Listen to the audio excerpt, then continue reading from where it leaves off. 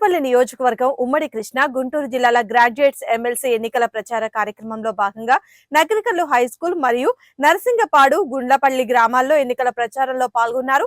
శాసనసభ్యులు కన్నా లక్ష్మీనారాయణ మరియు పరిశీలకులు తాత జయప్రకాష్ నారాయణ, వేములకొండ శ్రీనివాస్. సత్తెనపల్లి నియోజకవర్గ శాసనసభ్యులు కన్నా లక్ష్మీనారాయణ మాట్లాడుతూ కూటమి అభ్యర్థి ఆలపాటి రాజాని అఖండ మెజార్టీతోటి గెలిపించాలని, నాయకులు కార్యకర్తలు అందరూ ప్రతి ఒక్కరి ఓటు కూటమికి పడేలా కృషి చేయాలని తెలిపారు. ప్రభుత్వం చేసిన సంక్షేమ పథకాల గురించి వివరించాలని చెప్పారు.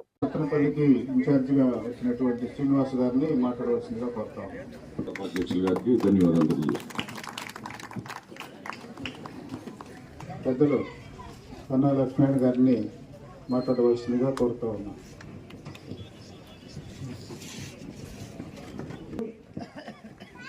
పెద్దలు సౌరయ్య గారు, జయప్రకాష్ నారాయణ గారు,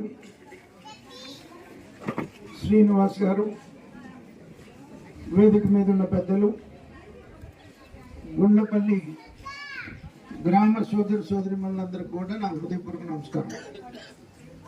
పెద్దలు చెప్పినట్లు 27వ తారీఖు జరిగేటువంటి శాసన మండలి పట్టభద్రుల శాసన మండలి ఎన్నికల్లో మరి ఎన్డీఏ కూటమి అభ్యర్థిగా మిత్రులు ఆలపాటి రాజేంద్ర ప్రసాద్ గారు పోటీ చేస్తున్నటువంటి విషయం మీ అందరికీ తెలిసిందే. ఆలపాటి రాజేంద్ర ప్రసాద్ గారు విద్యార్థి దశ నుంచి కూడా రాజకీయాల్లో ఉన్నారు. శాసనసభ్యుడిగా పనిచేశారు, టెక్నికల్ ఎడ్యుకేషన్ మినిస్టర్గా పనిచేశాడు. సమస్యల పట్ల ఎంతో అవగాహన కలిగినటువంటి వ్యక్తి, సమస్యలు పరిష్కరించడంలో సమర్థత కలిగినటువంటి వ్యక్తి.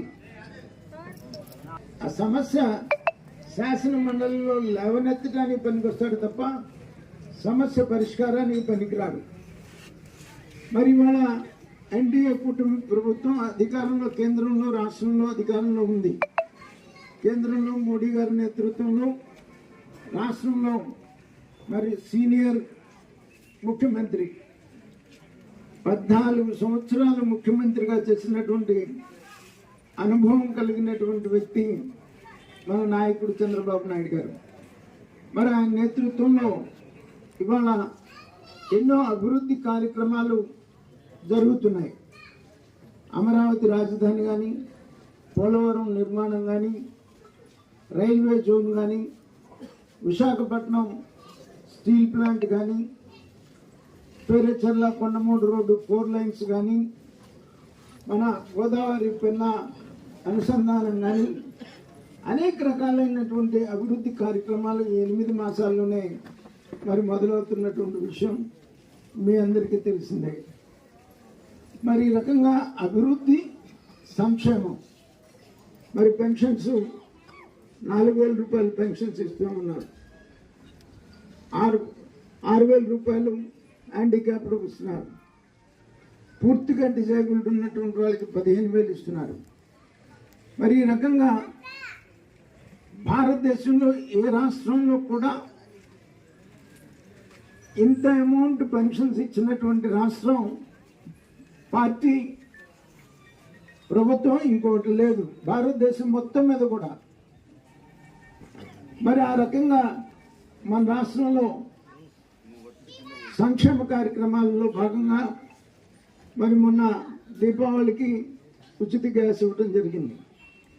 అలాగే మెగా డిఎస్సి అనౌన్స్ చేశారు. రేపు కోడ్ అయిపోగానే 16,500 ఉద్యోగాలు మెగా డిఎస్సి ద్వారా ఉద్యోగాలు వచ్చేటువంటి అవకాశం ఉంది.